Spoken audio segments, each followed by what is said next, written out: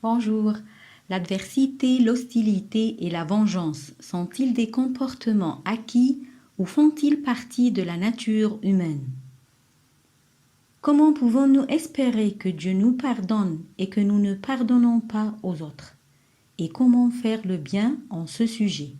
Veuillez voir la vidéo jusqu'à la fin, ensuite répondez. Aujourd'hui, nous continuons avec notre sujet de la tolérance. Dans Sourate Fussilat, verset numéro 34, au nom d'Allah le clément, le miséricordieux, la bonne action et la mauvaise ne sont pas pareilles.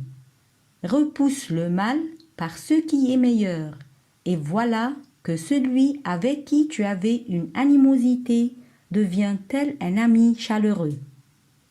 Savez-vous l'histoire de Aïcha qui mérite la satisfaction de Dieu, la femme du prophète Mohammed sallallahu alayhi wa sallam et la fille de Abu Bakr Siddiq qui mérite la satisfaction de Dieu et qui est l'amie intime de notre prophète sallallahu alayhi wa sallam? Quand Aïcha est tombée victime d'une rumeur disant qu'elle est adultère, et nous savons que Dieu l'a innocentée dans le Coran, son père de son côté a puni le menteur qui s'appelle Mistah, et c'est celui qui a déclaré cette rumeur en le privant de toute aide et argent. Dieu a blâmé Abu Bakr dans Sourate Nour, verset numéro 22, disant « Au nom d'Allah le clément, le miséricordieux, et que le détenteur de richesses et d'aisance parmi vous ne jure pas de ne plus faire des bons aux proches, aux pauvres et à ceux qui émigrent dans le sentier d'Allah, qu'il pardonne et absolve. N'aimez-vous pas qu'Allah vous pardonne et Allah est pardonneur et miséricordieux? » Abu Bakr Siddiq, à chaque fois qu'il entendait ce verset, il pleurait. Sachez que la tolérance vous rend majestueux et prestigieux, alors que la vengeance vous rend minimal en face de soi-même et d'autrui.